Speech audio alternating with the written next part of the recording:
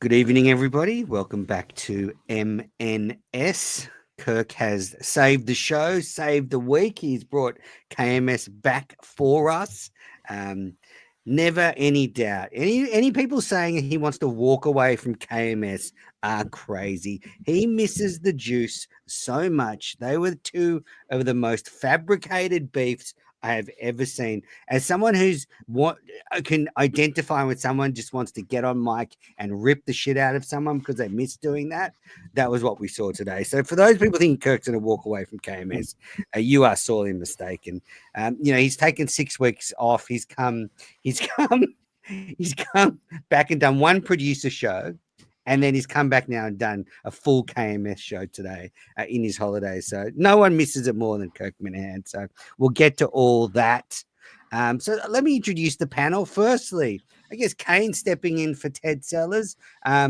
Ted couldn't make it tonight. To be fair to him, he did have commitments today. He didn't know Kirk was going to do a 2.5-hour show, so he just wouldn't have been able to watch it in time. So it would have been weird for him to be on tonight and have no idea what we talk about when we're talking about Justin and Cullinane and all the fights. So Ted will be on another time. Unexpected delight from Kirk today, dropping KMS. Then in the bottom left corner, we've got Kevin from Bristol, one of the greatest Minifans going around. How are you, buddy? I'm well, but I just disappointing from Ted, but apparently the rumors are true. He's just not a stand-up guy. First canned joke of the day. I had to. And then we have one of the most beautiful stories in the top left corner. I mean, no Minifan has copped more grief. No producer candidate was as unfairly treated as my friend Pizza Joe. Joe, thank you for stepping in to produce this week. I don't know if you know the backstory, but John from Scranton shit the bed when he tried to produce this show last week and then a couple of weeks ago. So, wanted to give some people a go that, this is like an alternate reality. Like, what if Kirk had actually given you a chance and somehow you were producing KMS? So thanks for stepping up tonight. I appreciate that. Maybe, and I'll pay attention to the show. I promise you that. That would be good. Yeah. Did you obviously heard what Kirk said about you today? He's not the biggest fan, but hopefully this can be, the tide has to turn, at one point Kane was despised and now, Kirk considers him a friend. I hope so. Cause I enjoy going in the studio. And maybe one day I'll get back. Maybe it starts today. Maybe today is the new day for me and I can work my way getting back into the studio potentially. Excellent. Give it 3 or 4 years, you'll be fine. I'll work on that, Kevin. Just on the someone was saying about it's what Steve's Pizza you own your family business. Steve's Pizza, there we go, Steve's Pizza. And this is not a paid promotion, but someone was saying to me like the staff there are quite abrasive, maybe rude would be some of the characterization. So my theory is you can only get away with that if your pizza's good and you're cheap. We are both. We're probably we're the cheapest place in town by a couple bucks. Still cash only, will always be cash only. Kane, stop reading the chat. I can see you reading the chat. Stop it. And to be fair, Kane, I can see you. You talking to me? Yeah, stop reading I'm the not chat. reading the chat. We're just checking. I'm dialed into Joe talking about how his pizza's cheap and it's definitely better than everybody else's. I'm excited. Good. We've been around since the 60s. We've been going strong. Yep. Actually, when I was in Florida this past weekend, I visited the godfather of Steve's Pizza, my papu. It was good to see him. So we're definitely on the ruder side. It gets busy and sometimes people are a little crude to the customer. So it happens. But cash only is usually a good sign, though. I kind of like my cash only places, I think people enjoy that. I mean, we catch some flack share from time to time, but we're a staple in the West Boylston community. Obviously, do you have an ATM in the the foyer or something? Big time. You can't be cash only without an ATM. You got to have it. Terrible question. Of course, the answer. If he didn't, it was a problem there. So that's 100%. Yeah, you can't be cash only. Like, hey, go down the street to the bank and go to the ATM. That's just not fair. Well, you're doing the right thing because if it's anything like Australia, no one pays with cash anymore, which was annoying in what was a cash business because obviously particular perks to a cash business that I don't know what you're Not talking about. available when there's so much stuff on cards. But I mean, Joe's got a lot of topics. I mean, this guy is prepared. I mean, John from Stratton could take a leaf out of this guy's book in the top left. I mean, Quinlan first and Pizza Joe, they've really shown up, my friend John. So, lots of topics. But I guess let me start with my take today. I mean, I thought those were two of the most fabricated pieces of material from Kirk. That Cullinane did nothing wrong. If a fan writes in, or how are you going, and you just write back, we're in production, which technically they kind of are in production of the case. They're clearly doing stuff for it. And my boss gave me shit for that. I would tell him to fuck off. Like if I had Kirk give me the job and he said, you don't ever say in production to a fan again, I would say, Kirk, you are wrong. Get fucked. I mean, I have the clip. We can play it right now. I have play it. Let's go. Let's go, Joe. I've seen the messages. Somebody messages she's a big fan of the case. Can you give me an update in season 3? It wasn't me. I don't. Dave, was it Kevin Mailer? Was it? No, it was you. Okay, it was me. Dave answered, in production. Well, shut the fuck up. You don't speak for me. We're not. Shut the fuck up. Okay. Why would you do that? Well, I just thought it was answering a fan of the podcast and just saying it was basically my. We're not in production. We're not in season 3 production. We're working on. I mean, the producers need to sync up the vision and the audio, but not you, Joe. That's obviously something coming out of Watertown. As I said, like, that is fabricated. Like, there's nothing wrong with Cullinane replying to a fan, thanks, we're in production. Fuck it. Dave deserves to get slapped around once in a while. And I'll be honest, I was so excited to see him in studio today. I didn't give it. I thought he was an actual kind of an asshole. I'll be a dick in saying that, but I enjoyed it profusely. And you know what? Dave is one of these guys that I understand it was not, it didn't really mean, I understand from your end, but I think Dave needed to be smacked around a little bit from his, his performances on the producer shows, which have been, pretty pitiful. You ask me. So I think he deserved it. I mean, Dave took it. He knew it was happening. But you have Kirk. Kirk says, and I loved hearing it. I loved seeing him today. He doesn't care about the show. He doesn't care about the fans. He shows up right when the producer's show is starting and empties his load down Justin and Dave's throats. And he gives us all that sweet, warm slice of cake that we all needed to sustain us after being gone for a while. He was just testing out his skills. And my God, are they still there? He needed to do it. He's telling us, fuck you, I don't care about any of you. And at the same time, he's just giving us, the biggest fucking wet kiss, in Kirk's own way, Well, I think Mutt said it too. He gave us a show today. Go on, I think Joe. Mutt said it too, though. He goes, like, it was good. It's good to have you back. Like, I didn't know, you had your edge. You came back, what was it, 2 weeks ago or a week ago, where it was just kind of like, hey, just, nosing around, do something for the case. But he came in today with a mission to kind of pee whack, as they say in Spittin' Chicklets, Dave and Justin.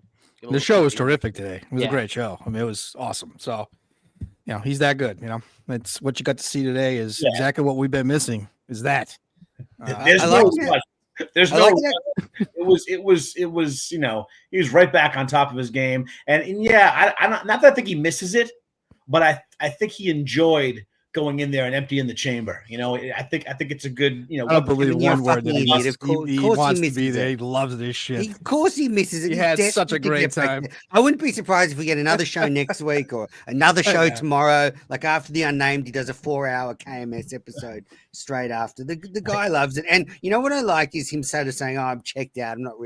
I don't really know what's going on. And then as the 2 hours proceeds, he knows exactly what's going on with everything. Like, I wouldn't be surprised if he's watching right now. He's watched every network show on the break.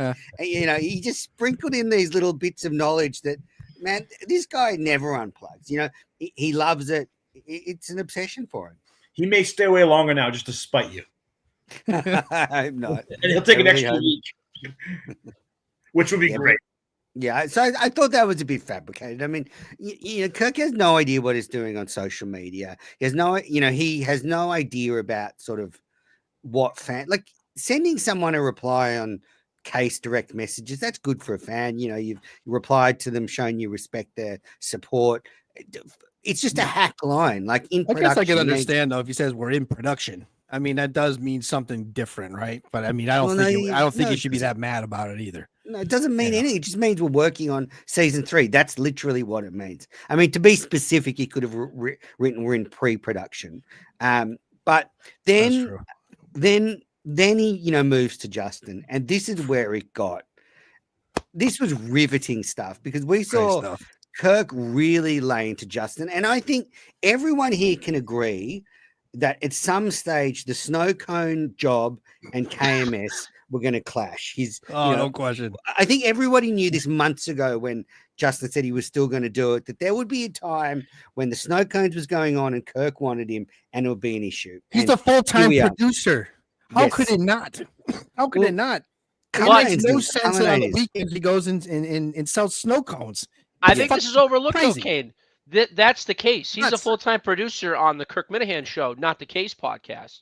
So it's not like he's not doing something for the Kirk Minahan show. Well, he's been doing it the whole time, though. It's nothing new. He goes on the weekend sometimes and does this. I mean, he's never had 2 producers on the Case, though. Don't make it seem like he would choose the snow cones over the Case or the KMS. He wouldn't. He was nervous because he knew he already bought a ticket. He knew he was already committed to going, so he was nervous to say. I don't know the answer to this, but how many full-time producers in those roles would have secondary jobs on the weekends if they did that? I mean, how many would have? I just don't know, but. If it's me, I would, and I'm not in this position, I would jump at the chance to drop what I'm doing and go help, with the Case. Exactly. So it wouldn't even be a thought. And I think Justin would have done that, but he was just nervous because he already committed to something else, right or wrong. I agree. So I think what Kirk caught was not him not wanting to go on the Case, just Justin's anxiety because he's sort of a people pleaser. Like I can imagine he doesn't want to let the boss down at his other job. He probably needs him to be there this weekend, and at the last minute he's going to pull out and do something for Kirk. So I sort of said I can understand why Justin got like a bit flustered. Well, but I do think it's a clash because like this Monday producer show we just had, that 17-minute turd was Justin had been at snow cones all weekend. He hadn't thought about what he's going to talk about on Monday at all. So what it comes down to is Kirk said his piece. He got out of his system. The problem was Justin sitting there percolating, seething, boiling. Justin wanted to say his piece back after Kirk put him in his place, and what he should have done was taken his lumps. I'll be better next time. But Justin sat there, and Kirk the whole time was reading Justin. He was left on camera, barely speaking, and you could just see it in his face that he was a nuclear reactor, having a meltdown. And I do have a video of Justin's, like a close-up of his face, and you can see like his. Let's just play it. I'd just be a guy filming Dave while Dave films Kirk, and it's like it's bullshit. It's been vacation time. The clock's a ticking. 2 weeks from today, vacation's over. Oh, so definitely April 16th, we're good to go. Oh, either way. Somebody else is going to do the show, but vacation is over 2 weeks from today. These guys have had nothing to do for a month. They put 2 chairs up here and painted a wall. There's been more. They painted a wall. This is they put a whole soundproofing thing for right now. Yeah. Yes, they painted. That's a man who looks like he got told he can't drink Mountain Dew for the rest of his life. He looks straight depression right there. Can I say though, like I think on Justin's part, you have to know Kirk Minahan by now. Does he really think this wasn't going to clash? Of course it's going to. I know that. You know that. We know it's not going to work, and he has to know, like, hey, look, if I'm not making enough money on the show, then ask for a little more money so you don't have to do the snow cone shit. Because it just doesn't seem like I agree. It's eventually going to clash. And today I was glad he pushed back, but I'm not surprised at all. But I think from Justin's point of view, he's there seething because from Justin's perspective, he does everything for the show. He would do anything for Kirk. He would, he would give his life up for Kirk. Even, he would go the whole hog. And then Kirk's like getting upset at him over, holding a camera on the weekend. And you're right, he was just stewing there like that whole time. He was so pissed off, because.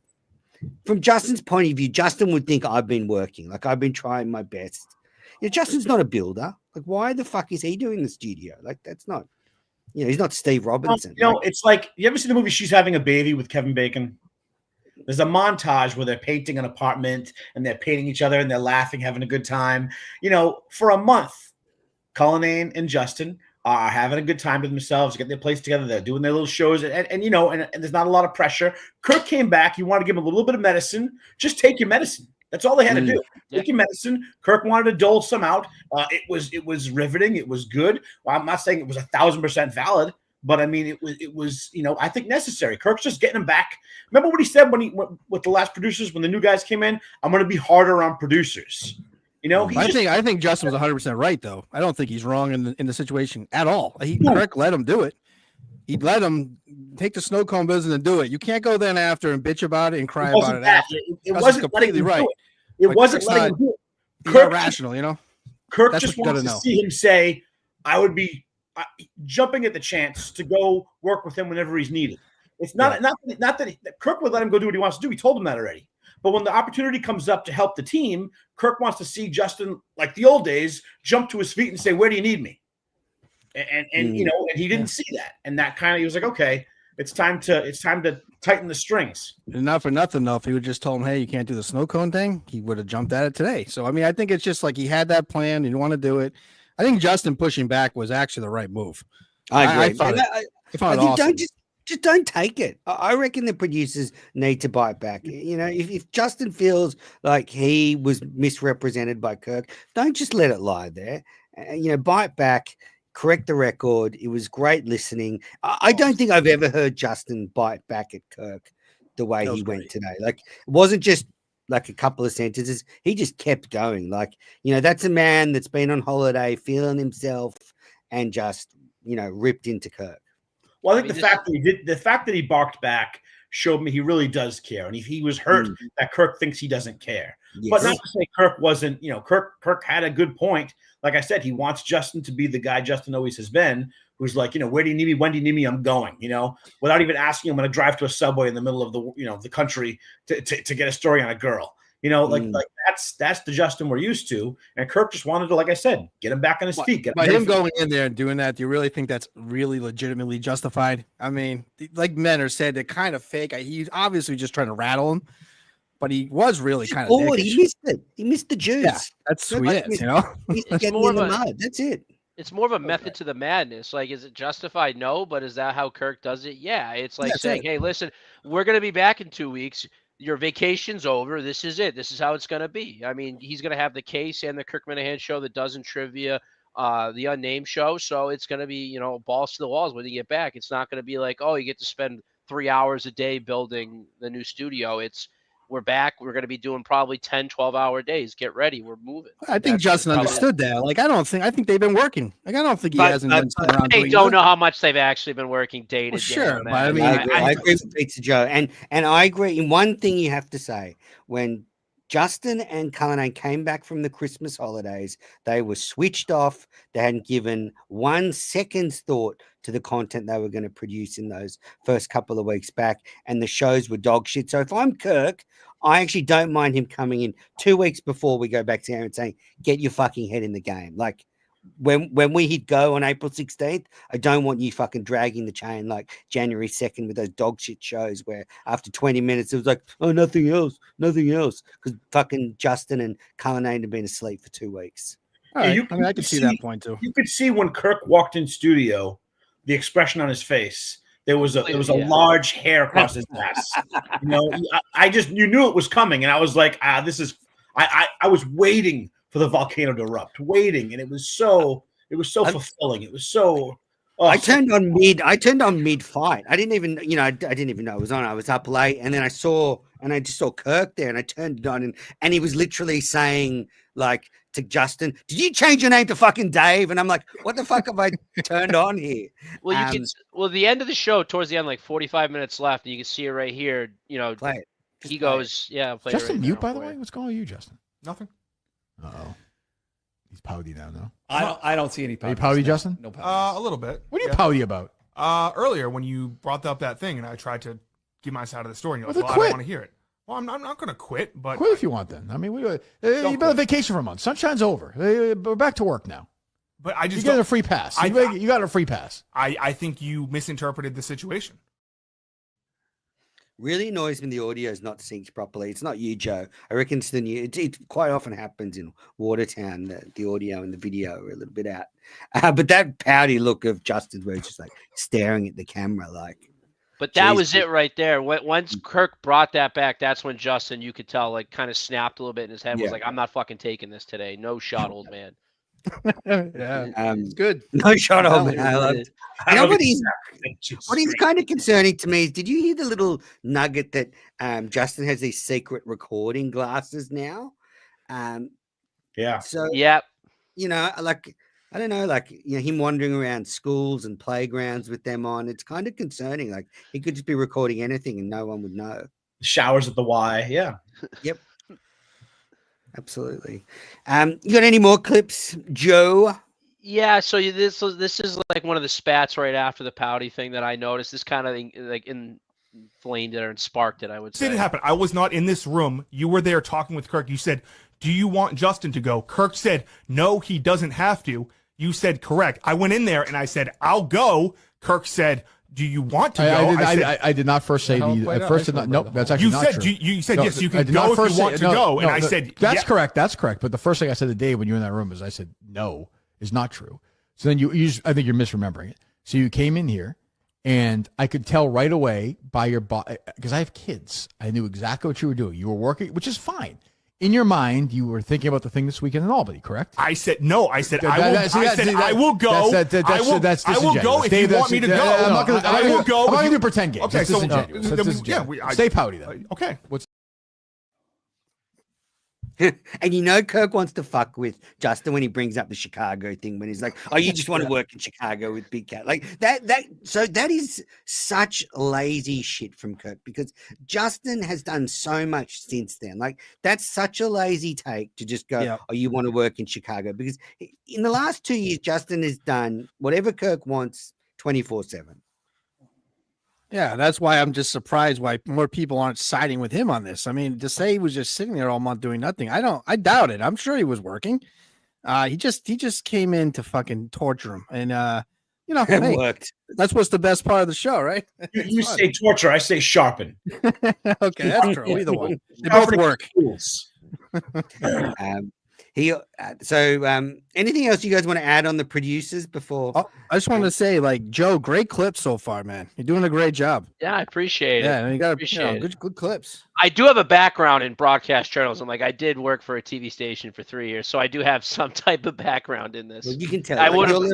Your level of professionalism has been noted. I would have showed it if I got farther into that show on the big show, but 3 years in gay porn, Joe, is really working for you. Hey, you start as the fluffer, you work your way up. That's how it goes. All been there, LA.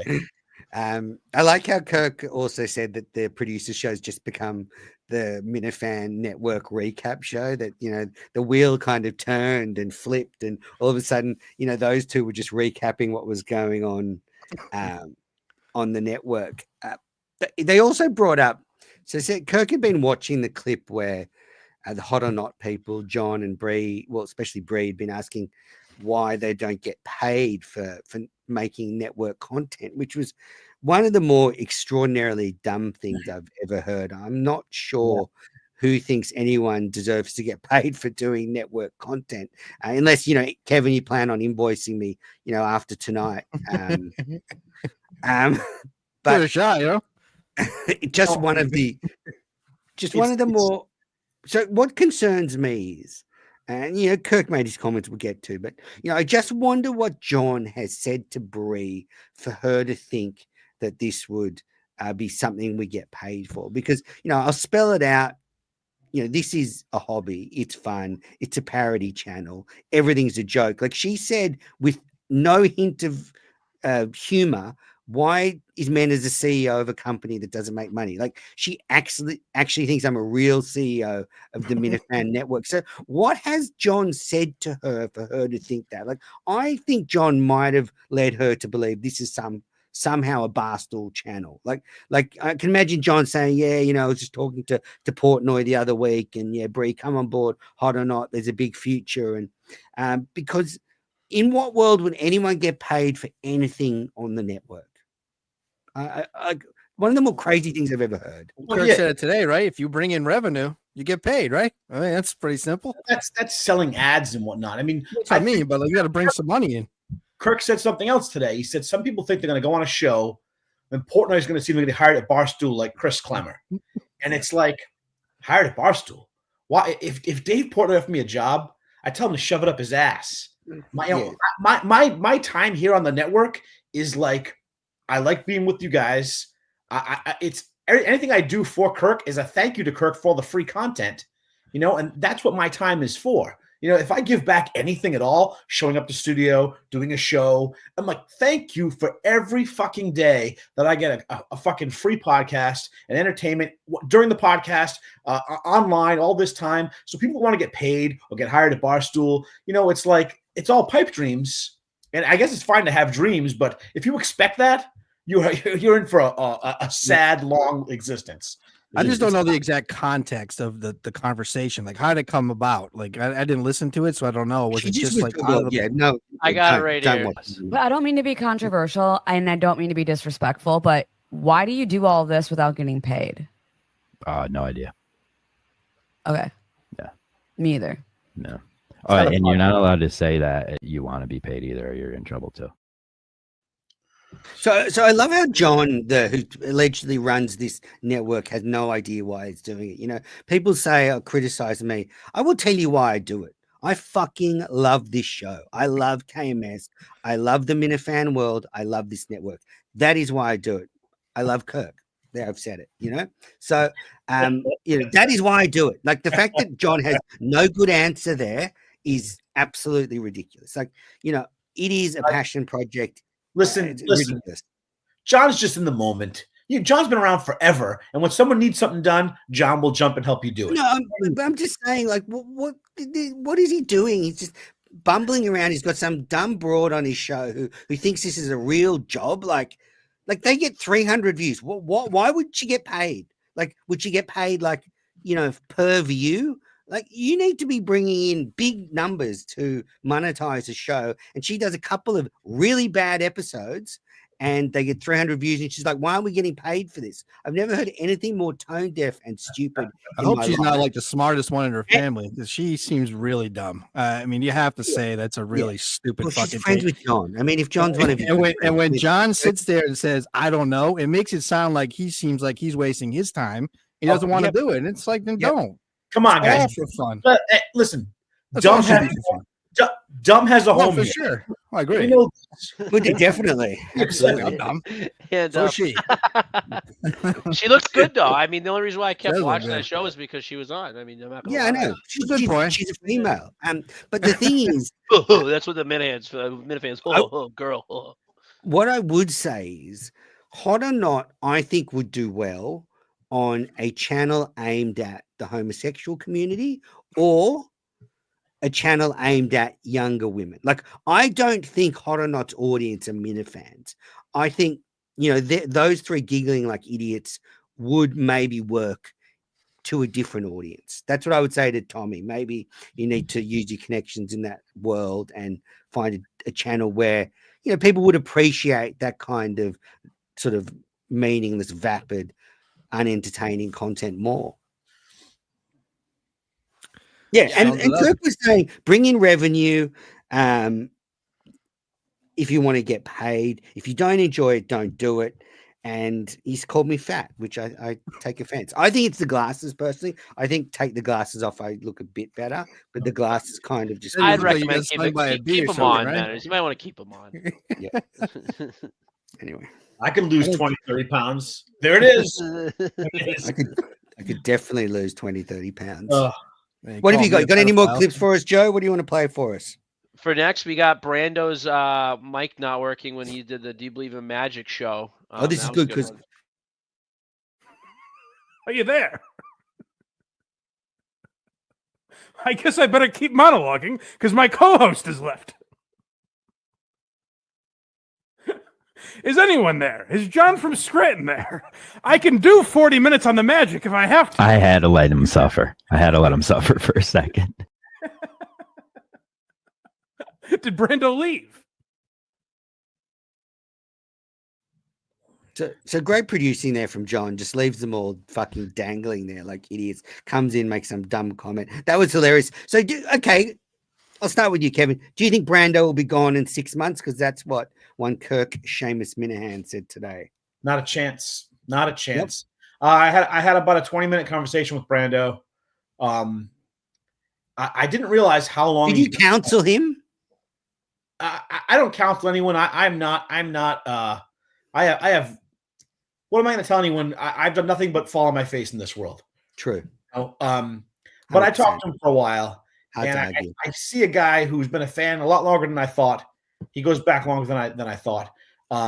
He wants to take chances. He wants to try things. He wants to put himself out there, and he's not afraid to fail. He got a little upset with things being said about his girlfriend, which I can understand. Things trickle past that KMS world into your life, and you don't know how to handle it. It's not always great.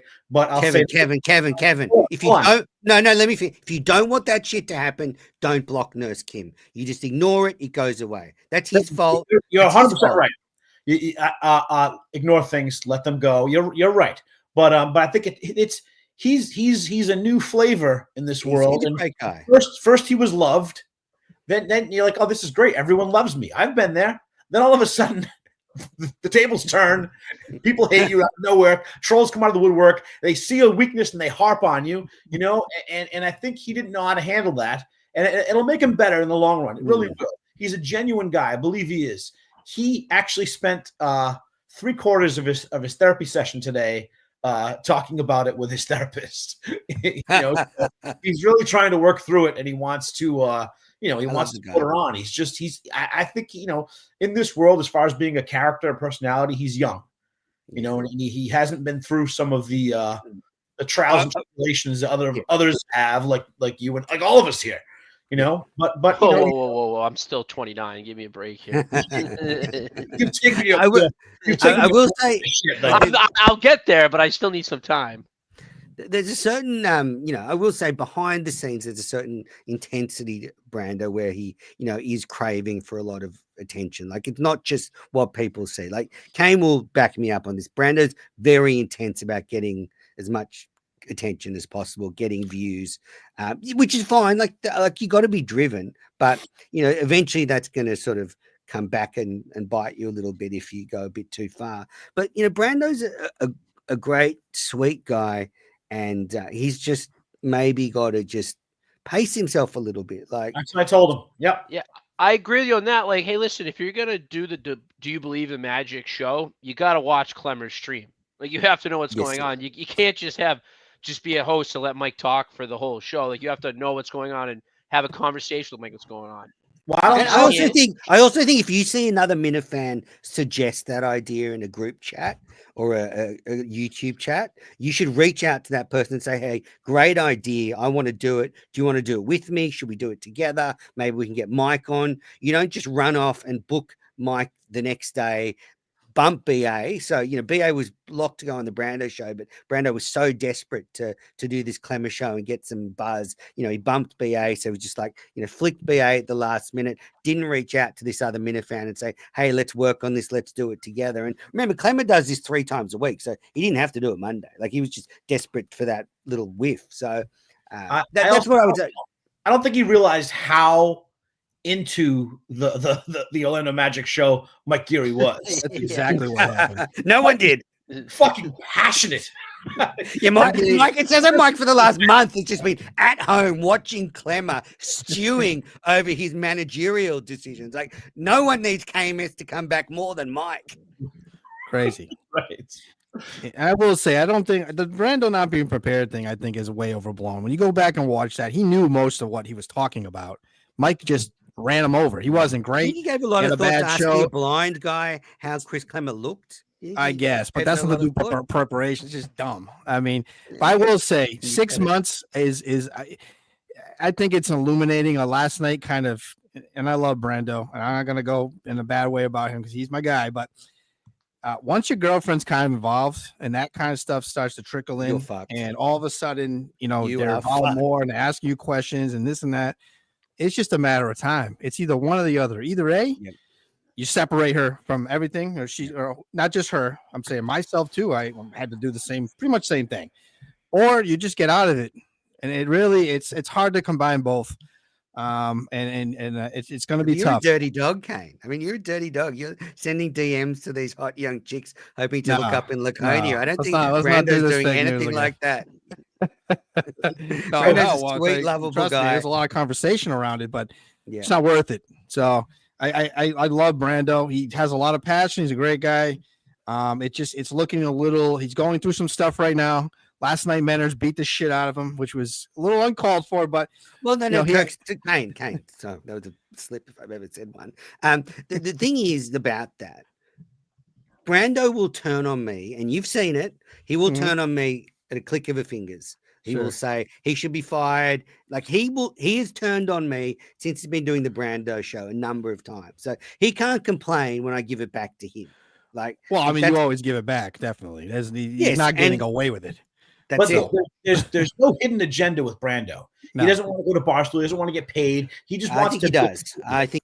No, I agree with Kevin. I think with Kevin on that one. He's not looking for it. No, I think he just enjoys going on the show. He's made comments to me. I think he's got the Chris Clemmer disease because he looks funny. He talks funny. He's actually someone Portnoy could see and go, let's stick him in front of a camera. He's a genuinely great guy, though. Like you could stick him with Jersey Jerry, and those two could just do dumb shit. I mean, I will say it did help. It did help on the show, and I think part of the reason why he's loved is because of his voice. I mean, he sounds like he could be on Sesame Street. So he's trying to trickle that edge, though. There's some people that are starting. You know how it goes. You get a little bit of attention, and then people start to bring you down. I told them, I've warned them about some of these people. Oh no, they like me. They don't like you. Well, it's America's just be careful. Build them up, break them down. That's what we do. That's it. I mean, that's how they do it. The Minifans will whether it's online and then it gets to your home life and it's work. I'll get phone calls at work. Someone saying, "Yeah, I have some stuff for like a 7-year-old girl." I'm like, what kind of stuff? What brands? I don't know. The girl was held captive. She's a rape victim. I'm like, okay, it's a Minifan, busting my balls. So I get a call today about this guy saying he has all this Coca-Cola stuff. And I think it's a Minifan. I start ragging on the guy. And it's a real guy. He thought my shop was a consignment store. But like the worlds do bleed into your world sometimes, and you have to know how to deal with that, whether it's your girlfriend or work or whatever it is. But I mean, you can't let it tear you down either. I got a string of messages from a very concerned Minifan that feels, Brando's a sweet dumb guy being controlled by his girlfriend, and this person sent me like pages of messages, like being worried about Brando, and I was just like, well, I mean, I don't know what goes on in Brando's personal life, but he was genuinely worried that Brando's a sweet guy, and this. And actually, what he said was, when Brando probably has little joy in his life, and a lot of that joy now comes from KMS, and this broad is trying to destroy that by getting jealous over YouTube comments. Like that's bad behavior. Are you sure the person you were talking to is a guy, 100%, or? Yeah. I've got his phone number. Okay. So I knew who was messaging me. He's he used to host a show called Quantum Kirk, and he's not a gambler. Okay. He's not a massive gambling addict. But yeah, I actually, when I thought about it like that, I actually think that's a pretty good assessment. Brando has, he's had a really tough run with his health. He's turned his life around. He's having a bit of fun with KMS. If my partner was trying to destroy that over nothing, I think that's danger signs. And you see things get real sometimes, Kevin, they do. If I'm a friend of Brando, I'm saying maybe that's something you need to talk about with your therapist. I don't think it's that. I mean, honestly, I'm sorry, Kevin, but honestly, like for Brando, this break kind of sucks because he was on the show once, right? And then it closed down a week later, and he had a good run on the show that first episode. That call when he calls up and he's like, "What? You're going on a break?" But like, and you feel really good about it. So I'll tell you this: when I went on the show for the first time and it went, pretty well, and I saw the response back on Twitter, I felt like I had a 12-foot long cock. Like I felt like the man. And then, Brando's had that. He's kind of kept that run going. And then I think now he's starting to get like that pullback where they try to break him down. So I think he's starting to feel that now. And I think he's feeling the pressure from the girlfriend bothering him. I mean, that has to be, that's all it is. I mean, that's really what the real crux of all this is. And the thing is, the Mentor's up there, sitting up there. It's like he's forgotten, what it's like to have a relationship. And when the girl is busting your balls, there's nothing you can do. Like he's not going to break up with his girlfriend. So if she's like, look, you need to get off of here. Why not? They're not married. Obviously, he's going to have some stress because he doesn't want to leave. Yeah, okay. I think he should fucking break up. Kane, he should break up with her. They're not married. That's ludicrous. That's crazy. Signs. You okay? Think this, in my opinion, this is trouble. I'm not saying you should. It's very troubling. They're not married. It's not. It's I totally disagree with that. And the girlfriend, has been in chats. She's been making Brando block Nurse Kim. Like, you can't be the puppet master behind the scenes and then, play all innocent. I agree. You got to don't say to me, oh, you've forgotten what it's like to be in a relationship. Well, you do, because you could have a girlfriend like they started saying, like, hey, and I know if it's been married and a girlfriend, like, stop going on there, and then you'd be. Brando could just move on now. Like, he's a young hot guy, he's a star on KMS. He could go on the apps. He could probably be banging broads all weekend. Like, according to Dave Cullen, he may leave her for a job at Barstool. He could. I mean, I think he might. Menners, Chicago. Is your divorce because of KMS? Yeah, I mean, actually, Nurse Kim was a bit too friendly in the YouTube chat. Yeah, I see it. Yeah. Yep. All right. All right. Not on that, but recently, like the last few weeks, the On This Days in KMS history have been coming up, and there's like a couple involving me, and they're 5 years ago. I think I've been doing this shit for 5 years. Like, and you haven't gotten paid. I know. Where's my money? What's going on? Where's my job? It's coming. But it made me really look at like how rich the KMS history is now. Like, Kevin, then you add in the EI stuff, and we got the Adam Jones topic today when they were talking about something that was such a huge. I mean, that Adam Jones issue was. Got to the point where they were just sick of it because it was just brought up all the time, thrown back at Kirk and Jerry. And I thought Shaughnessy's a dickhead. Like, for him to just say that on that documentary. What a coward. I mean, you think you're right the way you say it without anyone there to back it up. Kirk's absolutely right. He's talking about a time and a place where there's tons of witnesses and no one heard this. That's all he's saying. Impossible. Not that it never happens, but it didn't happen in that scenario. It did not.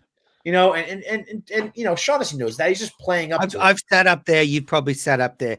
There is no way someone is yelling that word out at Fenway Park.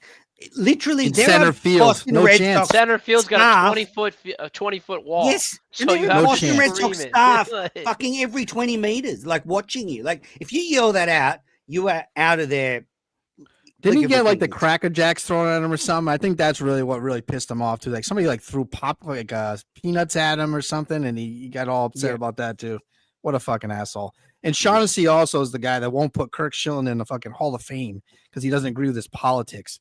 Made that meme. He's like, it's like you're a fucking piece of shit. Honestly, Kirk Schilling should be in the Hall of Fame. I mean, and he'll never pick up the call and argue with Kirk. He'll never fucking back anything up. He won't go one-on-one. He just says this shit and runs away. Well, you do that because you're not going to win. You're not. Most people cannot win in a conversation or an argument with Kirk anyway. But when you're so blatantly fucking wrong, what are you going to argue for? You're going to get embarrassed. It's just, and he knew that. And the other thing is, I do think one of the problems for Kirk is because he was, so intertwined with Jerry. Kirk gets painted as this right-wing nut when Kirk is not. Right. A right-wing nut at all. He's pretty moderate, and so he often gets painted with this brush when it's super unfair. Yeah, I would call Kirk a Massachusetts Republican. I mean, he says libertarian, but I think a Massachusetts Republican's pretty spot on. That's true. Yeah, it's pretty close. All right, Joe, what you got for us? Next topic, more clips. What do you want to bring up? Well, Robbie V sent something yesterday on Twitter, and he says he's moving to the Spaces. The PRC Trumps show and the Robbie V show have left the Minifan Network. We're just going to do Spaces. We're not happy at all with the way things are going. The Minifan Network right now is just a bunch of clout chasing. arm wavers, acting like jabronis. You know, they're too busy tearing each other down to bring good content to the people. And that's really what it's all about, is the people. PRC Chomps next week is going to have a show about Taco Bell and a Taco Bell bracket of the various tacos there. It should be a good listen. I'm just going to continue to do what I do, except I'm going to do it on the spaces. I'd like to thank everyone at the network for helping me out, but it's just time to go. What he is my wonk of the week, and you know the fact that he is criticizing people for being clout chasers when he does these videos all the time, ranting and raving about stuff. Like, he does a pretty good Menace impression, and then he jumps on and he does his show. He does his spaces once a week. I mean, no one wants more attention than Robbie V. I mean, so I'm going to give Robbie V my wonk of the week. And I haven't heard anything from PRC Chomps about why he's leaving. I don't know if you have heard anything, Kane, but no.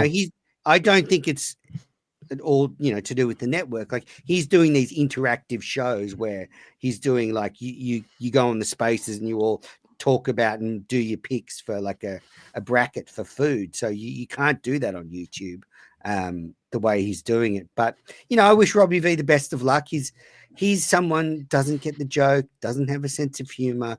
He says he wants to do good content, and he does his own show, which is awful, which is kind of ironic. So anyway. Well, I like Robbie V, and I think that he'll might reconsider what Kirk said today. Just let that stuff wash over you if it bothers you. Just ignore me. Fuck, just ignore me. Brando, just ignore me. Like, I'm just fucking with you. Honestly, I am just fucking with you. But the better point, though, is like, you haven't really changed either. It's nothing new. You know what I mean? I don't know what all of a sudden now they're just taking a stand, but it really isn't anything different than it's been. So, and Menace shouldn't soften. Kirk shouldn't soften. These things like Howard Stern change into like a big giant pussy, and it's sad to see. I don't want to see people that I like for being assholes. Look, I made a New Year's resolution to be nicer to everybody, and by January 2nd, that had worn off. So you and Cullinane and Justin thinking I lied about a softball mom. Yes, you did. It's so ridiculous. Why would I lie about No one's favorite show is Welcome to Sweden. I was just going to say, can we bring that up? No one has ever so said though my stories sometimes may seem ridiculous, and they may even be slight exaggerations, I'm not a liar. Now, for the guys to think that I made up a softball mom saying that she liked Welcome to Sweden, it seems insane to me, but I guess it's not. So I texted my friend going by their house.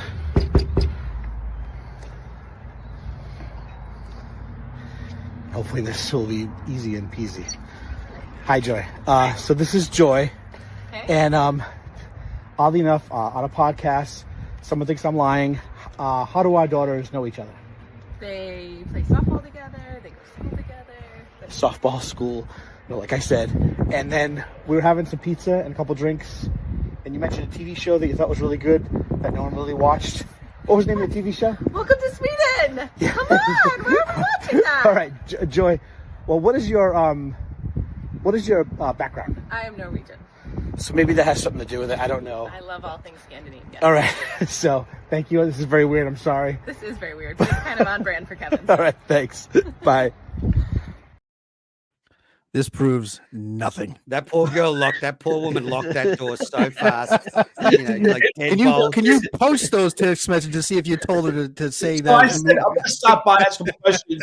And she's like, about what? I'm like, about our kids. It was so strange. I believe you, Kevin. If she's Norwegian, I believe you. Yeah. She did say, why is no one watching this show? That's how she said it. She couldn't believe there weren't more people talking about it. It's because it stopped airing like 10 years ago and they haven't made any. No, I think she saw it on Netflix and she's like, no. And she'll ask. Look, if you're going to go to somebody's house and do that, I'm going to give you the benefit of the doubt. How quickly before you said you knew Greg Polar? Like, how quickly before you said you're a friend of Polar's? No, I did not say I was a friend of his. I did say his sister was a guest teacher when I was in Groundlings. So Amy Poehler was a guest teacher of mine in Groundlings one day. Okay, note for those playing the drinking game, we got 49 minutes and 30 seconds in until Kevin mentioned his acting career. So I think actually that's pretty good for you. Like that might be a new record. And I got to say, Joe, great. I mean, you've got something that John doesn't understand with timing. Like just sort of paying attention and knowing what content you've got. Yeah, he didn't tell us before every clip what he was going to play. Just played the clip. Yeah, it's good. It's good. I try my best. I take all the compliments I can get. I need them. One of my favorites was brought up today on KMS, Lucy Burge, and they were talking about this on the producer's show on Monday. Do you have any clips of Lucy? Lucy Burge would tweet about show stuff a lot when she was still working at Entercom, right? I just don't remember. My mind is what? I don't either. Dave, what are you laughing? Yeah, I don't remember that. Yeah, Justin, no, she was a big. She's no, maybe not. Maybe not when she worked for EI, but recently she tweeted. This is not the first time she's tweeted about. I got no problem with it. I'm just saying that felt Odyssey. That felt like the water was warm, so she. That was fun. I thought it was a good shot. Yeah, well, she likes you though. You guys like each other. We're friends. Yeah. Dave had that right. We're friendly. Mm-hmm. Well, does she have a job or no? She does brand work for. It's not like a full-time job. Not like some of the brands people get paid real money. Like I was hoping for clips of Lucy because she's. Well, I mean, but anyway. So I spoke to Lucy and she did say that she watches almost every single KMS show dating way back. She's a huge fan. I tried to get her to go to a live show. And she doesn't want to make it seem like it's about her. She doesn't, she feels uncomfortable. But my goal is to get her to a live show. I think she'd really love. You believe anything, huh? I think for safety, no chance she listen to the shows. She listens to every show. Every show. Quiz her. So I'm a huge Lucy Burge fan.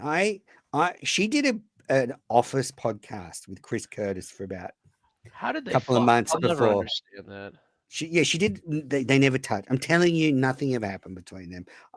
I will go to my grave and swear to you, he never laid a finger on her. I believe that. Yep. Honestly, I think it's a lot better to believe that. My gut feeling is it was an emotional connection that is we're jealous about more than anything else. Yeah, absolutely. But I think Lucy, like when the producers were saying, "Oh, did Kirk and Lucy ever have any problems?" But when Lucy was at EEI with Kirk, she was really young. She was such a junior. Like I don't think she obviously did assistant produce for some of the stuff Kirk did, but there was never any really crossover. Like she was too insignificant. And like Kirk was criticizing it today, saying, "Oh, she never tweeted about the show when she was at Odyssey." But I don't think she wants to get in the mud with the Minifans. Like she's happy just to, to stay, as you were saying, Kevin, stay on the side, listen to the show. Well, and I think everybody at Odyssey, Kirk is kryptonite. You can't mention him. You can't say his name. They don't say his name when they talk about amazing things that happened there. They don't say they just cut that out entirely. So if you work there and you mention this guy, you're going to take some heat. And I don't know why it's so fucking stupid, but that's what it is. If I could get her on Minifandom, it would be like the biggest highlight of that show, for sure. You get more ratings, tell you that much. Huge boner for the whole time. Maybe she'd go on Hot or Not. Maybe she's friends with John. There you go. Yeah, I think she's a lovely, lovely person. So, here's what I'll say about Lucy. You could say anything to her, she'll deal with it. She does not get offended. She rolls with the punches. She makes jokes back. She's pretty good about. She blocks a few people every now and then, but for the most part, you could fuck with her, and she'll give it right back. And if she didn't look like that, we wouldn't even be talking about this right now. What would we be, Manners? That's all. You don't like her content. Stop. No, I don't. I just don't listen to it. I watch it all on mute. But anyway, that fit check was. Anyway, she's a looker. Joe, you got any more clips you want to play for us? Well, we could talk about Francis talking about writing Dave's book. We could. Oh yeah, you had some other topics for us. Let's do it. What? I thought we'd cover some Val Kilmer stuff. I thought that was a huge today. We can do that. Don't worry. We can talk. We can do Val Kilmer right now. Yeah, Val Kilmer had been very sick. He had throat cancer. But I was still sad to see him die and a little surprised because you don't think about stuff like that. But an interesting actor who there's no Val Kilmers today. And was one of those guys like Alec Baldwin turned out to be as an actor, and Kevin Bacon. He was better suited as like a character actor than a leading man. He tried the leading man stuff. He got off to a big start. I liked him in Real Genius, a very funny movie. I watched him a million times on HBO as a kid. Then he became a star with Top Gun. But still took his time. Like The Doors is an interesting movie. He's great in Heat. In the same year as he did Batman Forever. So he becomes this now. He did Heat and Batman. I didn't realize. 95. He took over from Michael Keaton in Batman Forever.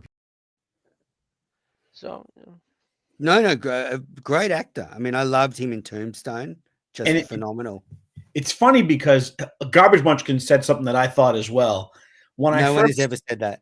You're the first person to ever say that. When I first saw Ryan Reynolds and Van Wilder, I said, okay, here's like a Val Kilmer in Real Genius.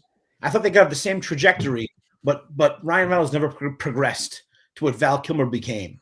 And Kirk's right. He could do comedies. He could be the leading man. He could be. I mean, he was in everything. There's a movie called Top Secret. It's kind of a dud, but the very end scene when I was a kid watching Top Secret with Val Kilmer, that end scene where he's saying goodbye to all his soldier friends, I laughed on the floor and pissed myself crying. Phenomenal. It was just what a wide spectrum of things he could do. But you got to say this: if you choose to smoke, you're going to cut 15 to 20 years off your life. 65 for a guy who smoked all of his life, that's about what you're going to expect. People say, I don't want to live that long anyway. The last 20 years of a smoker's life is miserable. You're on breathing machines. You can't walk. You can't breathe. Life sucks. So, I mean, you smoked all your life. You died at 65. It sucks. It's a comedy podcast, Kevin. I'm in the morbid lane here. First time I saw him was in The Doors. I thought that made me actually really start to get into The Doors, and he really was Jim Morrison in that movie. And then for Heat was the other one I seen him in. But yeah, interesting guy, like kind of a unique face. Like when you see him, you do watch him. Your eyes do draw to him. So yeah, I think Meg Ryan showed one of her breasts in The Doors. Yeah, I'm not mistaken. So. Some good stuff coming out of that. Big star though. I mean, I got messages from quite a few people yesterday when he died that he was a big star for our generation. I think Kirk, what he said though was interesting, the way the choices he made at there's a certain point where he just picked the wrong films, and it just fucked his career. And someone who's not in the business, but you wouldn't understand this, Kevin, as someone who was in the business, that I don't think about how you've really got to put a lot of thought into what you decide to do at that point in your career, because it can really sharply go one way or the other. It is true. I was, and that's right. Which way it went for you, Kevin. I think Ryan Reynolds has had a better career than Val Kilmer. Just speaking for my generation, he owned romantic comedies. That guy Ryan Reynolds for probably like 5 years. But Ryan Reynolds is a bigger star. I think Ryan Reynolds, but he's a candy cutter. He's a cookie cutter star. Yeah, I'll agree with you on that. Val Kilmer had chops. Ryan Reynolds is the same character all the time. I mean, but I was working on a movie Shade, and I was in RKO headquarters, and Val Kilmer comes in. So I'm like, I'm going to meet Val Kilmer. He was such a mess. He looked a mess. He seemed a mess. I think he was trying to work out a role or something like that. And this is years and years ago. I don't know where his life went off the rails, but like you said, the choices you make probably up his nose, not off the rails. It's a shame because you have guys who are crazy, like Tom Cruise, who keep themselves in good shape, who make good film choices, and he'll probably be doing movies till he's 90 years old. So it's those choices matter. Yeah, but he sold his soul to Scientology. Yes, he sure did. Jumping on the couch with Oprah, awesome. Yep. So Val Kilmer, R.I.P. I think I'm going to watch Heat this weekend. I was thinking that or Tombstone. Maybe I'll watch both. But both. You can't lose. It's fucking great. Yeah. And check out Top Secret just for the ending. I think I've seen it. Oh really? Yeah. When it came out, yeah. I was. I remember I had the poster or something. Hey guys, I found something a little interesting though during the show today. And I just want to know what your thoughts are. Who they called somebody, I forget, whoever it was, didn't know it, right? Yep. They didn't know it. I think she just was like, All right, I'm not going to weigh in on this. I don't know. She probably looked it up because assuming they were going to get it, and then saw it, and then just said it. That's what I think happened. The tell is the not knowing the pronunciation. That's the Trista Crick thing. Yeah. And so when that happens, I think that's a tough suspension. There's like. So you think she cheated, but you think Jeff made the right call? Yeah, I think it's. If you put a gun to my head, I think she did, but I think Jeff probably was like, I can't do it. I think. I don't know if it's because her sister's one of the stars of the league. I just kind of find it to be bullshit that, Kirk's kind of being soft on his buddy Jeff for not suspending someone for cheating. You cheat in a game, you got to be suspended. There's got to be repercussions, because if you don't, then you can just keep cheating. It's bullshit. I think she should be suspended. Doesn't matter who her sister is. And I think Kirk should have the, more to come out and say, hey, Jeff, you fucked up. She should have been suspended. Did you like Jeff's explanation about it, though? That he kind of was like, it's hard to prove. So you give her that kind of warning in the beginning. If you see it again or you see it another time, then she's definitely going to be suspended. I mean, he kind of laid it out that way. Yeah, we can all assume she cheated, which I think she did, but it happened one time so far. Yeah. Listen, you get caught cheating in school one time, the teacher still I'm with Joe. Like, you don't just get to cheat. Like, you get caught cheating. But it's not black and white. They don't know. What's the point of having rules? What's the point of the rules? Let's all. If you can't pronounce a name, you're reading it. Like, that's inarguable. No one ever does that when they're not reading something. So the evidence is there. No one ever. World has said all the time from their brain. No one is reading their own brain going, I can't pronounce this word I'm thinking of. Like, that is just, you say it wrong. You say it wrong, and then you go, oh, I don't know. You don't. She was reading it. She was caught. I agree with Joe. You got to have some kind of penalty, because you can't just let everybody cheat once. So does that mean everyone gets one chance to cheat, and then it's bullshit? Listen, cheating's not illegal. Getting caught cheating is illegal. If that was a man, he's suspended. If that was I don't know, though. I think he's given some passes on this before. That's pretty privileged. Pussy privilege, whatever you want to call it. It's a T-ball league then. Like, the whole point is, if someone's cheating, then there needs to be repercussions. Hey, what are we doing here? What are we doing here? That's just me. That's how I look at it. And so, Joe, you're obviously into the dozen, man. What's your assessment? Because Kane had one of the all-time dog shit takes. Oh, this Robbie, Chris, Kirk team's going to suck. And they were 0-1. Turned out to be the biggest fucking mistake. Well, listen, phenomenal. It's a phenomenal team. You can see Kirk's excitement in this league. Other side, big steal opportunity. What we do in the shadows? What we do in the shadows? Final answer. That is correct. Big Come on! Wow. Huge. Fucking arms are moving, Will! His fucking arms are moving! Let's fucking go! You can see right there. Absolutely. When he does the arms are moving, I lose it. Hank, do you want to issue an official retraction? I have to. I got to own it now. They're obviously a great team, and I underestimated how good Robbie was. I really did. So they should be doubling the face thing. I don't think they're going to win it every time. Robbie gets it every time. It's a guaranteed double. The one thing I did notice, not going to win a championship. If they talk like current sports, I think that's when they might be in trouble. A lot of those questions that they face, and I know that's their genre and that's what they. But if someone on the other team has a more modern college football or modern, but that's one or two questions. They just save their phone a friend. They use their double sips. They can navigate around that. Kirk and Kilmer are similar, but Kilmer has a little different knowledge in other areas of baseball and movies. Some newer. Kirk's better with the older stuff. And then, like I said, Robbie V has some new music. He gets all the. The team is fucking spectacular. Yeah, Robbie's great. He's cleaning up everything that they were lacking before. So I was just, you got to give it to him. They're a great team right now. Looking unstoppable. Was always Kirk pulling a wagon full of cinder blocks. And now Joe, do you have their record now? They're 4-1. 4-1. 3-1, yeah. 3-1. Okay. That was 4-1. I apologize. That's but right. I will say every time Kirk answers a question, he always goes, "Is that right? Is that right? Is that right?" Every single time. I don't watch. Kirk has slowed down He checks with the guys. Yeah, he's not. Yep. He was firing away answers. He doesn't have to anymore. He has a team that he can actually bounce things off of. He's realizing that they're hitting their groove. What a fucking team! They're going all the way. They're going all the way. I mean, I'm surprised you don't got to watch be it. the favorites. You don't watch it? No, It's a lot of fun. It's a lot of fun.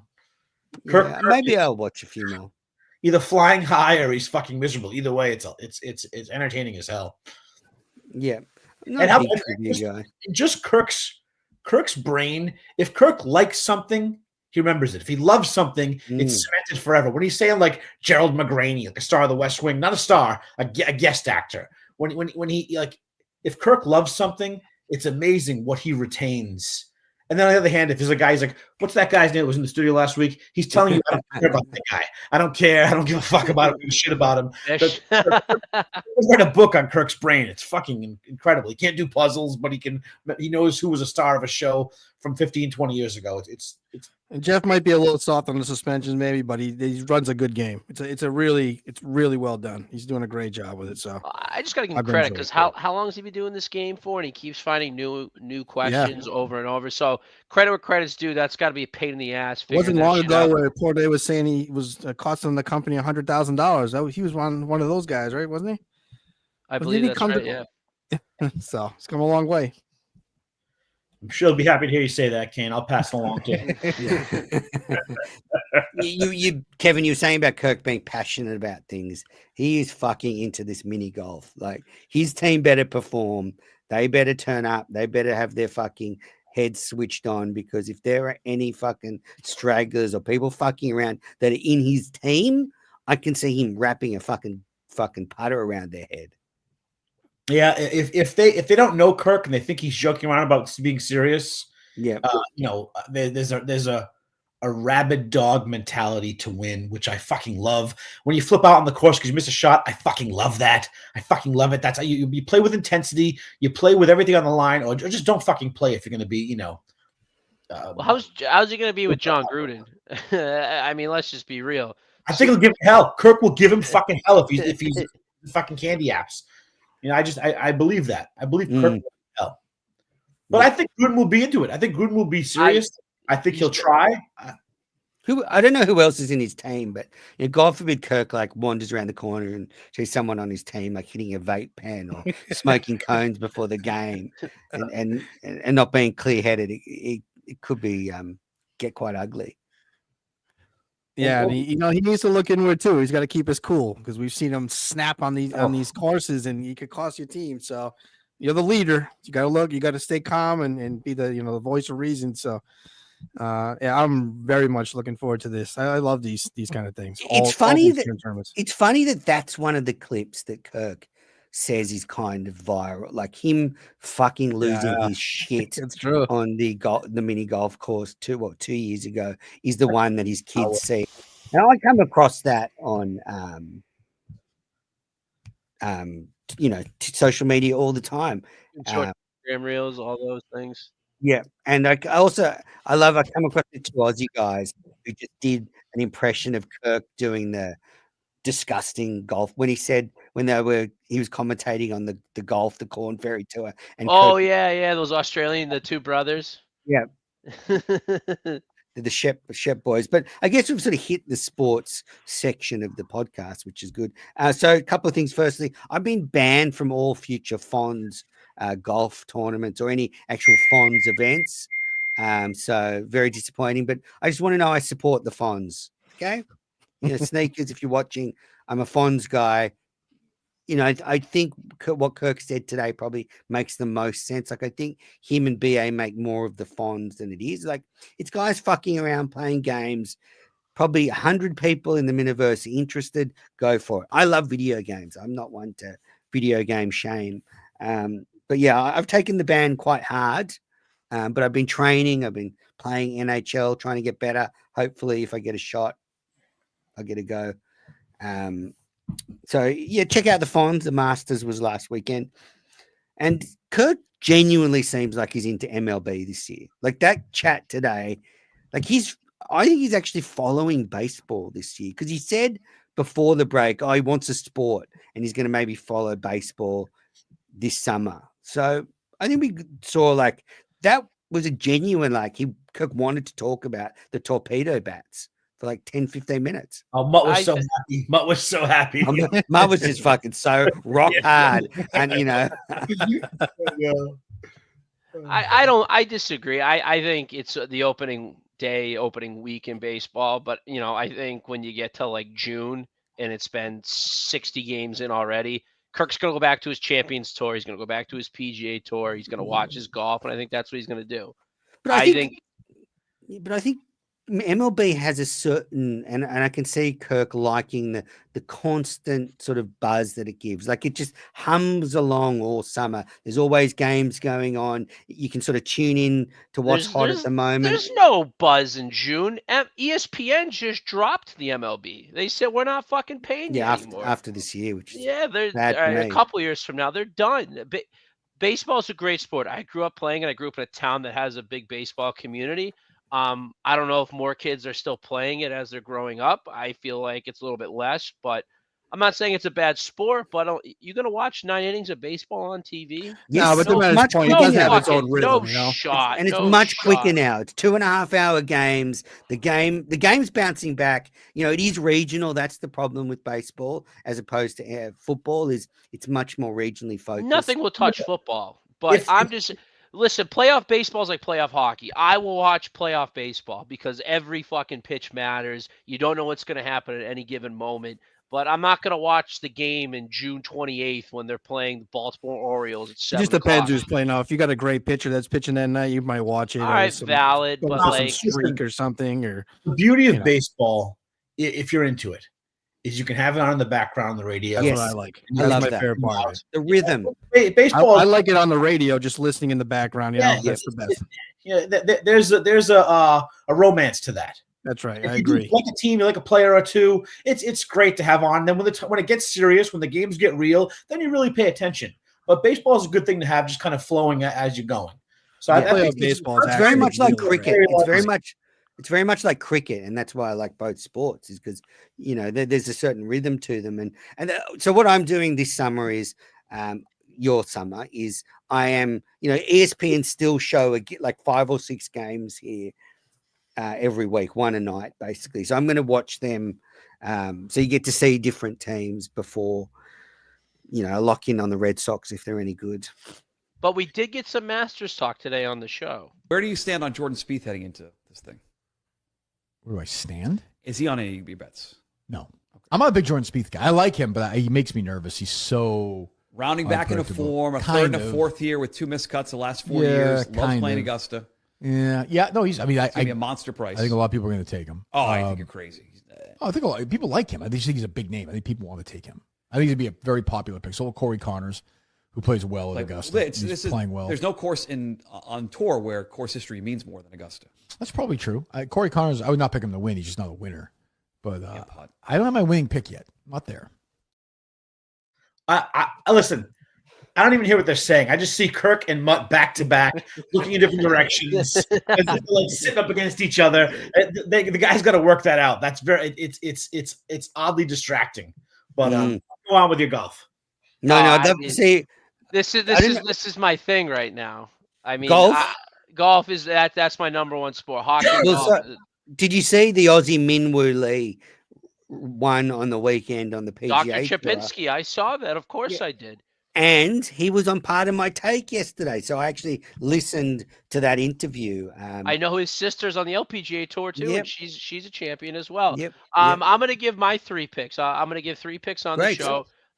Bryson DeChambeau is my champion. He won me last year at the U.S. Open. Can I just say, John from Scranton, not 1 pick last week. Yeah. Not 1 fucking I'm pick. going to give you 3. Not a big deal either. I hit Sepp Straka in January, 59 to 1, $100, $5,900. Yeah, fuck Robbie V. We don't need your tips. So I'm just a golf winning guy. I'm going to give you Bryson DeChambeau to win. I love DeChambeau. I know he's probably not the way his game set up in that course. 18 or 21 to 1. I saw that on MGM and FanDuel. And then I like Sepp Straka to top 10. I was going to go Corey Connors, but I don't want to copy Kirk. I'll give him that. And I also think Kirk's picks have been kind of cold recently. Ever since when he hit Justin Rose last 2 years ago, I was on that show. I was a part of it. I saw him do it live. And he hit Chris Kirk for top 10 when he won 2 years ago. But since then, Kirk hasn't won anything. Joe, if you talk this much producing KMS, Kirk would throw you out a fucking window. And I'll get it quicker. And then Seb Strock in the top 10. He's 66-1 to win. They don't have the top 10 out yet. So I'm going to guess he's somewhere in that 6 to 10 range. And then I like Sergio Garcia, the Spaniard, to top 20. He's 100-1 to win. So I guess he'll be in that 20-1 range for top 20. And those are my 3 picks. All right, and I'd back Min Woo Lee. I think he's in great form. He set on part of my take. He's ready to go. He's ready to win. I'm looking at either Chichi Rodriguez or Payne Stewart to take it home. That's my pick. Like VJ Singh still play or like it? Champions Tour. I don't think he's back at Augusta. I don't pay attention much. Yeah, great picks, Jay. Just a couple of network points. I don't want to bore the listeners, but just the network ratings releases have been indefinitely suspended. There's been too much controversy around view buying, and certain Minifans are taking the views a little too seriously. So look, I don't know whose idea it was to start publish network ratings, but all I can say is that they've been suspended now until further notice. And curious to get your all perspective on this. And this is going to feel like a shot at Tim Smith from the Unrelated Show, but it's not. But it's just something I've been thinking about. Should there be a sort of camera on policy for the YouTube shows? And then if you don't want to show your face, which is 100% fine, you just do your show as a podcast and it's an audio only release. But I feel that content when you've got someone there that's not on camera is not as good as when you're on camera. Maybe Tim could be grandfathered in. I don't know. But I mean, Kane, thoughts? It's tough because I really like that show and they've come a long way. I'm not sure that show's the same if it's not on YouTube, Like I don't True. If I listen to that on audio, I'm not sure I'm getting the same out of the show. So to me, like I think it's a little odd now that he still hasn't come on. He obviously has his reasons. I don't know. They can't be anything that's a real good reason. Some pasty faced, pimple face. Yeah. So it's just just kind of weird. weird. In 5 years. I don't care personally. I would say if you want to do a YouTube show, I don't want to see a square with just someone's name on it. Yeah, I agree. At least wear a mask. At least throw on a Halloween mask. Make it interesting. Do something. That's a good point. A ski mask. It can't just be a fucking square with someone's name. It's unprofessional and distracting. Joe, as the producer, someone with broadcast media experience, I would suggest if you're going to go on camera, you have to show your face. If you want to wear a mask, I guess go ahead, be my guest, do it. But I mean, I don't really care. Here's my face. My name is Joe Pascal. Do your fucking worst. I really don't care that much. Didn't Ziggy wear the dog mask? Yes. Yeah. That was phenomenal. That's even better than but that's a kink for him, Kevin. Like when he's fucking his wife, he wears the same mask. When she's pegging him, he's got the mask on and he's going to give it to me. Yeah. I don't know what they're worried about. I don't know what Tim Smith could possibly be worried about. What's somebody going to do to him? They don't even know who he is. I don't know. But look, I don't want to alienate Tim. I certainly don't want to alienate that show. So it's just something I've been thinking about. I'm sure Tim and I will talk about it. Good publicity today for Billboard Chart Guy's new show. Yeah. Kirk has listened to the first 2 episodes. I very much enjoyed both of them. Chris Sedenka from Portland Radio, who Kirk hit the post with last year, and then Goldie made her network debut. So the way they work is, if you want to submit a podcast to me, audio only, I release it on the podcast feed, and actually it's reverse. It's the podcast feed is linked to YouTube. So then later on it will release as just the logo with the audio. So actually people who just sort of watch network stuff will still be able to access it on YouTube. But I would recommend subscribing to the Minifan Network podcast feed. Most shows are released on there. Kirk said, obviously, a subscriber. He was saying he was listening. The shows John produces only get released there when he remembers to give me the audio, which is about a 50-50 split on when he remembers and when he gets distracted by video games or taking shots the whole way. Yeah, yeah, right. Let up. Fire I will away. say, Billboard Chalk Guy is a great guy too, an excellent guy. So Yeah, support that podcast. genuinely nice guy in person. Awesome Yeah, dude. absolutely. Yeah, I had happy. a question for and I you like guys. that show. I'm happy you got some flowers today. So, And he talks about. So you talk about like your first concert, your last concert, and then your favorite concert. I love it. I love it. It's actually a good idea for a show. Fuck. My last concert was Dua Lipa. I went on Saturday night. It was amazing. Did you go alone or? Dua Lipa? Yep. That's what people were absolutely. asking. Yeah, alone? Yeah, Nice. absolutely. Very proud, you know, and I'm sorry that there's some people that are so insecure that they couldn't go to a concert 15 minutes from their house to see a beautiful woman sing music. I mean, I think it's sad people like Don thinks that's, you know, like that they're so insecure they couldn't do something like that. You don't it's very care. sad. You don't care that she hates the Jews? So that's not my favorite part of her, Kevin. She was interviewed about that recently, and she explained her commentary around that. She's just a young idealist that doesn't understand the way the world works. You can't like she can't be everything. Like she's hot, she's talented, she's just amazing. She did actually this funny thing. So Seth Meyers does this skit on YouTube where you go on and you go day drinking with him. Seth's a friend, an old friend, and so they were doing shots together, day drinking, and Seth was saying normally, and he said this on his show, normally they swap to water after a while because in the end you can't be doing like 20 shots at lunchtime. So they might have a few real shots and then they go, let's just have water and pretend we're drinking. But Dua was like, no, I'll keep drinking. So her and Seth are going shot for shot, playing all these dumb games. Doing all these dumb games. They must have had 15, 20 shots. And then Dua goes, I've got to go to the bathroom. She goes to the bathroom. Apparently she just, as she said, she fell asleep on the floor. That means you passed out on the floor. And her team had to put her in a wheelchair and wheel her out of this recording and take her back home. What a rock star. I mean, that's fun. She's like the Mike Geary of the music world. That's great. Yeah, so you're watching this skit and it just comes up with, and Dua couldn't continue anymore. Her people said she needed more time, and then that was it. Anyway, so go and check out Billboard Chart Guys show. What was your first concert, Kevin? My first concert was Sha Na Na. Wow. Yeah. Did not expect that. Yeah. I was a kid. My mother took me to see them. Mine was the Wiggles. Actually, it was because they were a band called the Cockroaches before they became the Wiggles, and they played at my school. My first real concert was Billy Joel. Your first that concert as an adult was Billy Joel? Well, like the Cockroaches playing at my school. I don't know if you count that as like going to a concert. Yeah, my dad took me to Billy Joel when I was a teenager. So yeah, my mom took me to Neil Diamond too. That was probably my first real. I saw people flipping out for Neil Diamond as a kid, which he was old then, so it's fucking crazy. What about you, Kane? Do you remember your first concert? Roger Waters, yeah. Roger Waters. Pink Floyd, yeah. Wow. Yeah, that was a great show. Yeah, it was fun. Karamas approves.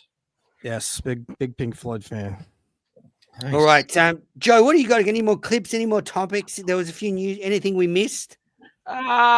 Nothing crazy from the show today, but I mean, like, I thought it was kind of crazy that Feidelberg is going to go on tour with Bert Kreischer. The moment when I knew that Feidelberg was a real deal. When's a close date? You don't want to do Red Rocks. That's too much for you. Oh wait, I don't understand. Are we being serious right now? Yep. I'm not gonna open for you. Yeah, no, you are. You are. Hang on, go back. You're gonna do it. Hartford, Connecticut, November 13th. That looks like a good one. You want to do that run? You want to do that By run? November, you'll be you ready. Want to do that run? Hang on. November 13th, November 14th, November 15th, November 16th. We end in Richmond, Virginia. I feel like that's just one of the greatest examples of white privilege of all time, or podcasting privilege. I mean, to open for Bert Kreischer is massive for a comedian, and they said that Fights did it, has been doing it for a little bit, and the next thing you know, he's going to open up for Bert Kreischer. I mean, that's just fucking nuts in my opinion. But I wouldn't say it's white privilege. I just think he likes the guy. He's like, I'm going to throw you a bone, let you go out there and either kill yourself or make a hit of yourself. I think it's pretty cool. What it is. I mean, it's an amazing opportunity though. Just kind of wild. I don't know if you watched the list to that episode. I caught a little bit of it, but like, KFC just basically set him up for that. And I mean, that's an amazing opportunity. So he's probably cheap though. Like Fights is probably doing it for next to nothing. Just I don't think he's getting paid, to be honest. I bet. Yeah, exactly. Probably not. And that's probably coming out of Kreischer's end. Like he's probably, so he's like, I just want to get someone to open for me who I can pay fuck all or nothing. He'll just do it, and then I get to keep all the money. But they're having Francis go too, so it's going to be Francis and. Oh, it makes more sense actually. Yeah.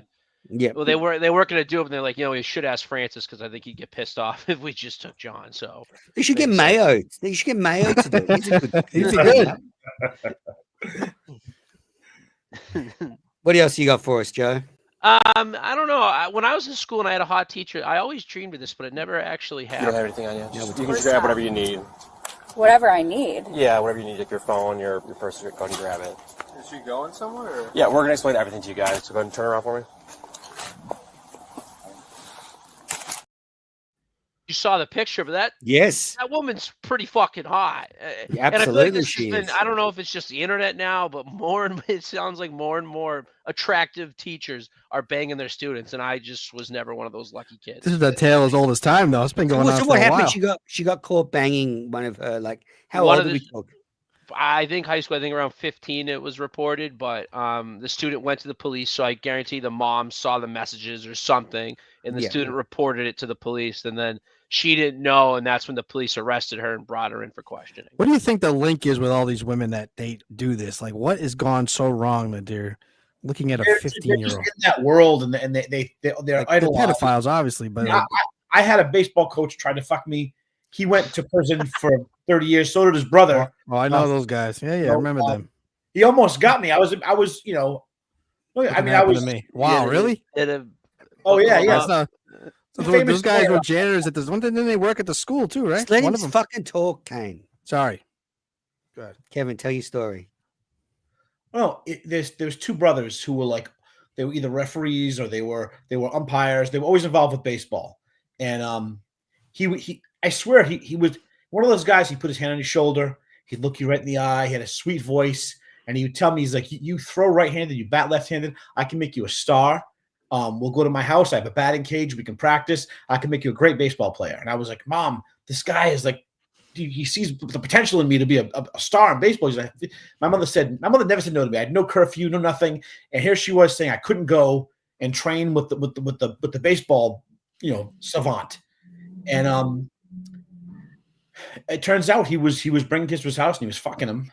And my mother, I mean, I'm flattered that he wanted me that bad, so I feel like, I was a good looking kid, I guess.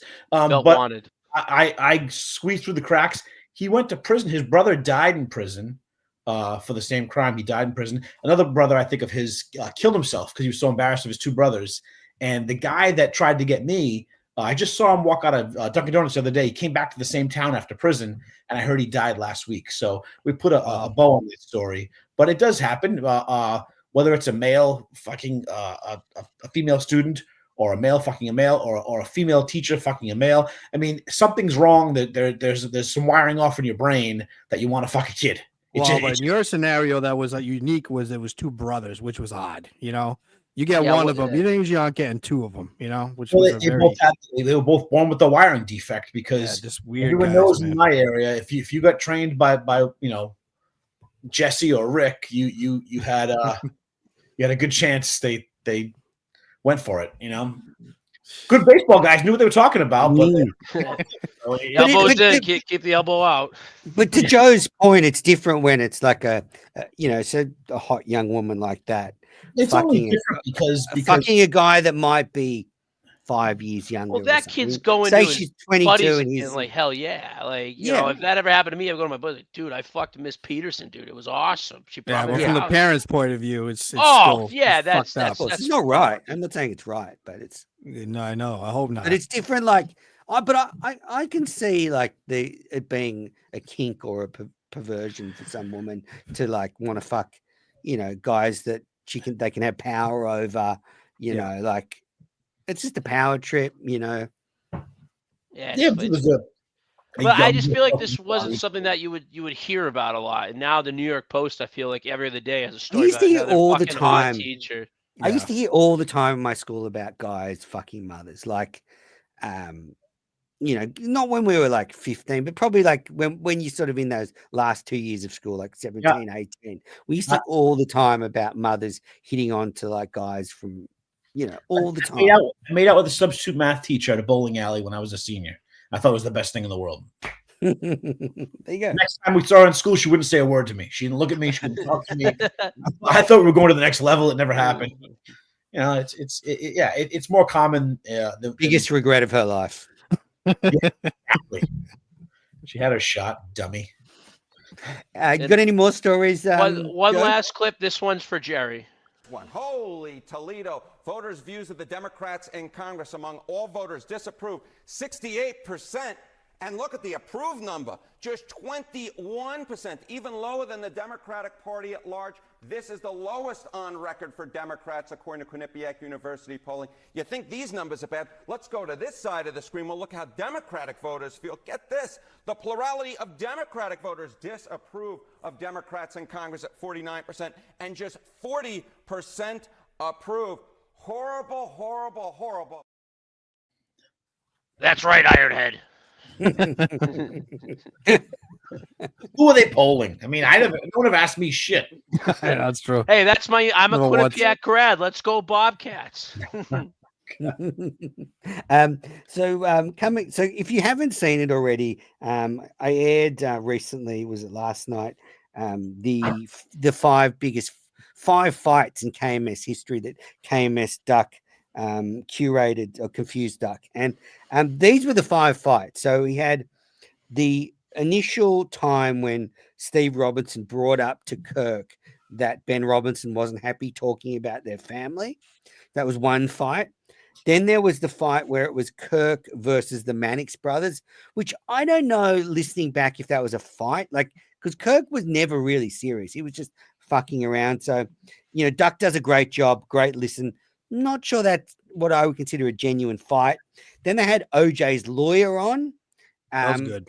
That was very good. Again, not sure it's a fight per se, but there was certainly, I think that qualifies. Tension. Yeah. And it was very funny. When you listen to it back, that interview does stand the test of time. Like Kirk at the end just going, so do you think he killed her? Or how did he kill her? How did he cut off her head? All that stuff. Then you had the last 2 fights were Kelleher versus Cullinane. And so those 4 were pretty early on in the history. Like I would say those 4 fights from maybe in the first year of the show, certainly in the first 2 years. I don't even remember the Kelleher that one that well. That was very early on because I was still at Red. With him and Cullinane? Yeah, because something about Yeah, the go Instagram and deals with Mercedes. And then the final one, which was quite recent, was when Mick and Blind Mike went at it. When Mick was like, fuck you, follow me on Twitter. A big omit was the Kirk and the guy from the Breakfast Club in Barstool, Willie Colon. That was a good one. Yeah. Look, Mike Theory was good. What one? When Blind Mike, he was yelling at Portnoy, they were yelling back and forth. forth. That was a good one too. Yeah. Are you kidding me? I love that. I love when Mike lights a fire under his own balls. I mean, you could probably do actually 5 just with Mick as well. Like Mick's probably had 5. Mick versus Justin, Mick versus Kirk, Mick versus Mike. I mean, Mick versus everybody. I think the Mick and Mike one's probably my favorite one. Yeah. I loved going right back and listening to some of the Steve Ben Robinson stuff. Like, it sounded like shit. Like we criticized the producers for the way it sounds now, but Red 13 really didn't sound that great. But yes, just that initial, like, you really see where Kirk's changed. Like, I think Kirk would have had a totally different reaction about that now. And he's much more easygoing. Kirk gets past things now. I think he has his moment where he fucking explodes, and that's good for him to get it out. Then he gets past it. Yeah, I mean, he moves on from things now like he never did before. And then he comes back to it again later, a little later, just like with Justin and stuff. So yeah. All right. Well, that's all I've got. Kane, anything you want to bring up? I just wanted to ask you: is next week you got the producer lined up? Is it Dr. Darth, or do you know where you're going with that? Oh, the producer for MNS. Well, I haven't worked it quite yet. I'm looking at Jack Coleman. I have to check. I know he's been approached by another podcast to come back and work for them. So maybe Justin will be able to do it. Maybe Justin's going to have a lot of free time next Thursday. It can be a swap, Let's hope not. So that's the plan. I mean, we've only got 2 weeks. I mean, he comes back 2 weeks today, so Wednesday the 16th. This break's probably one more MNS before then, maybe two, depending on what's going on. But thank you, Kirk, for doing the show today. I mean, that was such a delightful surprise. I do think they should release it on the podcast feed. I mean, you can call it what you want. That was an episode of KMS today. I agree. That was an episode. That's a producer show with a special guest. No shot. What producer show was gone for 2.5 hours? So I would say, like, if you, and actually this could be controversial, but we've got the 1,000 show number 1,000.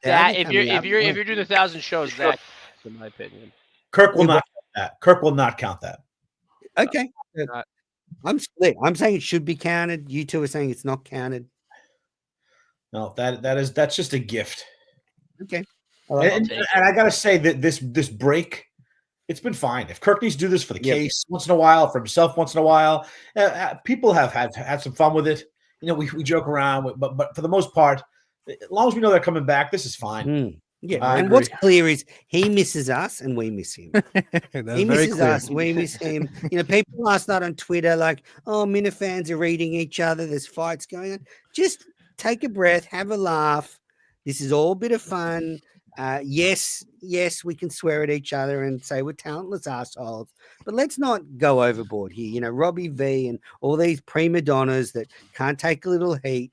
The Minifan world has never been stronger. The Minifan network is absolutely firing. I did see Tim Ridgels took a shot today. So that fucking prick put on Twitter something about who's been watching the network during the break. Maybe we should fucking get rid of it. I mean, not him and Rob Madawaska Rob are the bitterest assholes I've ever Tim's seen. great. All in the Minna family was great, but it was 3 years ago and you haven't done one since. What do you want me to say? Like, if you did All in the Minna family now, maybe it would be the best show on the network.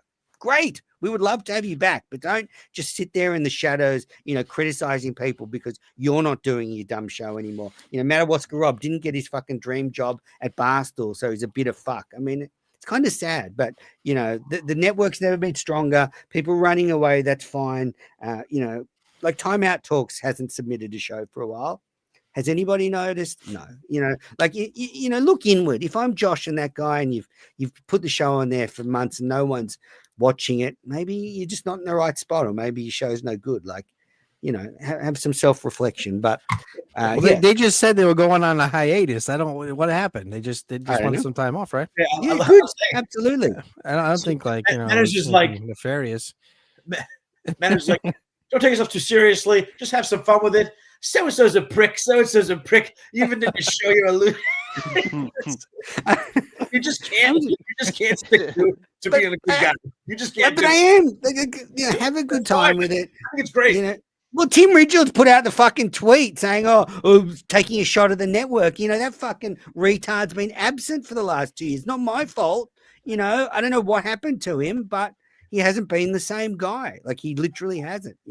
Last time we went to studio. Anyway, I love Tim. He's a great guy, but the network is thriving. Joe. So, Kevin, anything you want to end the show with? I've given Kane his chance. I'm happy to be here.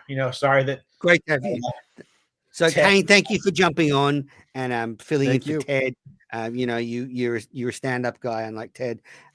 Kevin, thank you very much for coming tonight. I'm really proud you got 50 minutes in, basically, before mentioning your acting career. You know, that's something that Andy Morrison calls growth mindset. Took everything I had to do it. Took everything I had. Yep. So better work days if you want to work on your growth mindset. Joe, this has been an amazing producer and performance. I think the redemption of Pizza Joe is complete. You can ride off into the sunset now, hero. I appreciate that. I think I might. Good. All right, guys. Thanks for tuning into MNS. Lots of stuff coming up in the network. We'll probably do a Menace Live at the end of the week. Kane's Kitchen, is that tomorrow night, Kane? Tomorrow night, yep. Thanks 9-ish. for moving it. There was some scheduling, although I'd scheduled this in days ago and set it up on YouTube. It somehow missed Kane. But anyway, check out Kane's Kitchen tomorrow night. We will be cooking literally. What's on the menu tomorrow night?